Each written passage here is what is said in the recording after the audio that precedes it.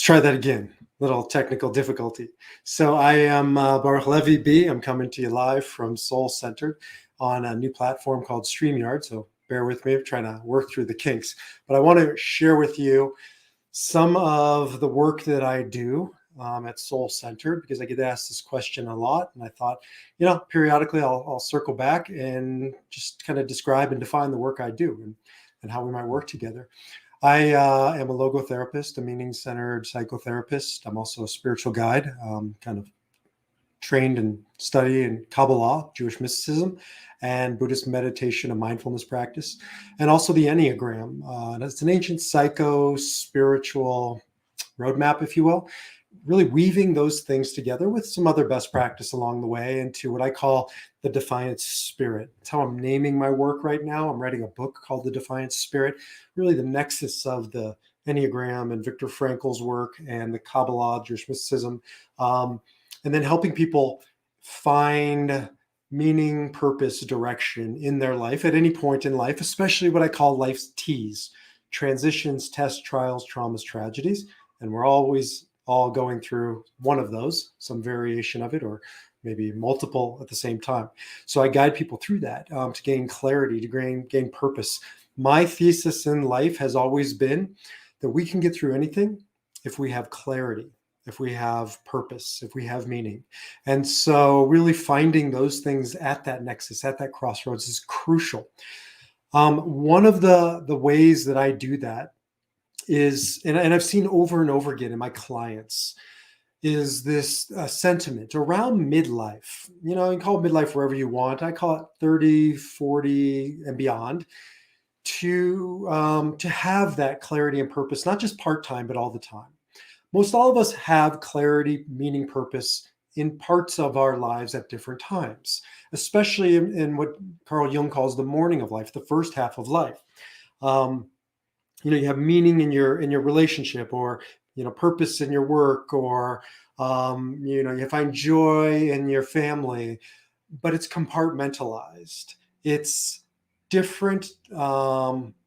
Maybe it's I'm different. I was different when I was at work versus when I was at home versus when I was with friends, and I was living, like we all do, a compartmentalized life. And I got to this place too, midlife, and now on the other side of midlife, probably.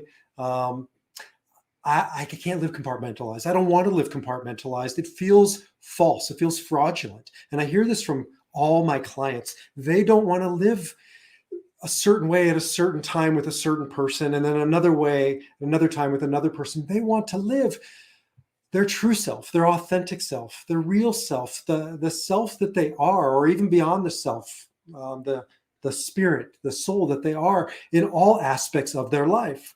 And this is integrity. Integrity isn't kind of this, moralizing, finger waving by your priest, your minister, your rabbi kind of thing. What is integrity? Integrity is integral, integrated, whole. Living a life of integrity is living a whole life, getting rid of those compartments, that compartmentalization. And I've seen in my own life and in the lives of the people whom I guide, when you stop compartmentalizing, you stop the falsehood, right? And false doesn't mean it's a lie. It just means if I'm not me, if I'm not the true, authentic me, I'm a version of me. I'm a variation of me. And that's exhausting. I'm sure you've had the experience of being a version of you. Here's a version that I used to be. So I'm an introvert by nature.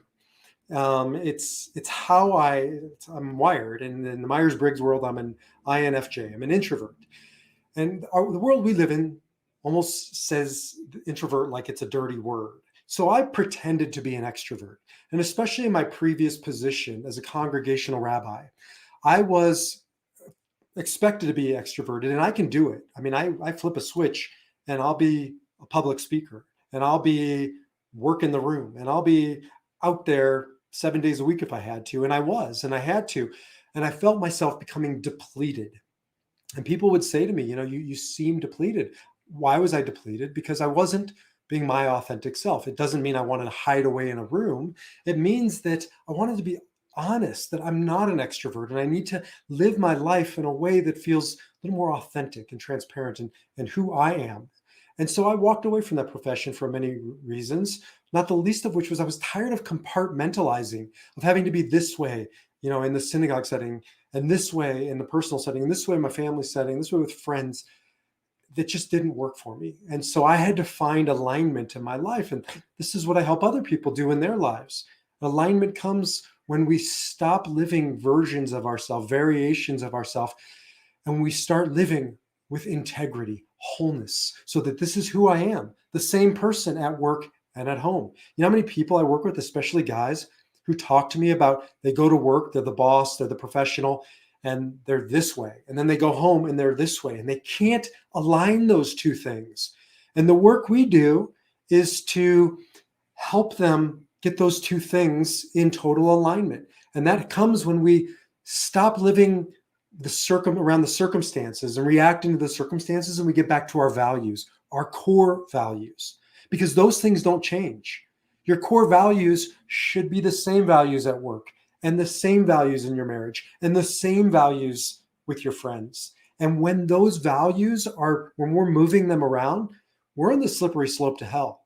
It's sort of like when back in the day when I had a Rubik's Cube. Some of you remember a Rubik's Cube, maybe some of you are too young. I couldn't figure it out. So one day I went to school and I wanted to, run with the big dogs. And so I took the stickers off. The original one had stickers, if you remember, and I put them all back on according to the right colors on the right sides. And then I went home to play with it later, and it was like totally screwed because there's an algorithm in it, I guess. And once you mess with the stickers, you mess with the system. The same is true with values. When I see people changing their values to fit in and stay in a job that's not meant for them, to stay in a marriage that's not meant for them, to stay in a friendship that's not meant for them, they're messing with their values. They're messing with their stickers. They're messing with their operating system. They're messing with the algorithm of their soul. And that is the slippery slope to hell. I don't know if there's a hell in the next world. I'll tell you probably soon enough. When I get there, I'll send a message back to my sister. But in the meantime, I could tell you there's a hell on earth. And hell on earth is when we start changing our true north, when we start playing with our moral compass, when we stop holding true north or the values that we know in our soul to be our guide, and we start trying to change ourselves to adapt to our circumstances. The way back is to get to integrity, to get down to who are you and what are you about and why are you here, to come back to that true north, to come back to those values and to live that in each and every aspect of our lives. Is it easy? It's not easy. It's the hardest work I see people doing. Is it worth it? It's absolutely worth it. I work with one individual who a couple years ago was just so out of alignment and was exhausted and depleted. And now I watch him and we talk about his work, we talk about his family, we talk about his spirituality. It's all the same conversation. I don't even feel like half the time we're changing gears. We're just in the same circle. I love this image of a circle with integrity, right? Circles, by definition, expand in all directions if they're going to remain a circle. If you develop yourself at work in these areas, you're expanding your influence in your family life. If you're doing this work as a son or as a brother, you're also expanding it as a citizen, as a human being. That's what the word integrity means: integral, integrated, whole. The Kabbalistic idea is called shlemut. And it comes from the word, two different words. One is shalom, which is peace, and the other is wholeness, shalem. And when you're living your life no longer compartmentalized, no longer variations or versions of you, you're living truth and authenticity and transparency in all aspects of your life, then you have a sense of peace, a sense of wholeness that you had never known before. And that's really the most important takeaway from this, that a life of integrity is a life of wholeness and alignment and flow. When you're in this place, people talk to me about it all the time, that their life just seems to flow. There's no more forcing. There's no more manipulating. There's no more falsehood. If it's meant to be, it's meant to be. And if it's not, it's just a much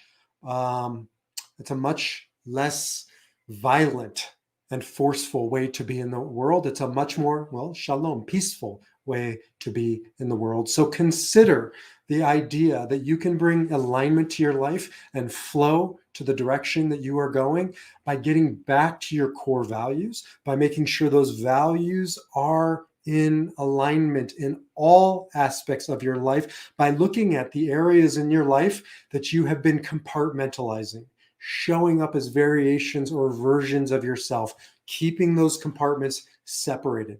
I'm going to end with this. A friend of mine says to me, you know what it reminds me of, B? It reminds me of the open floor plan.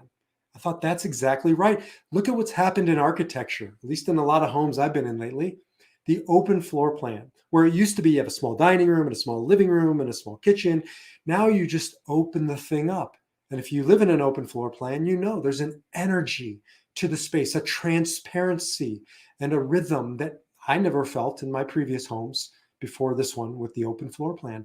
Well, that's not only how I want to live physically in my structure of my home, it's how I want to live my life. I want to live with an open floor plan. So in this area and in this area and then in this area, what you see is what you get.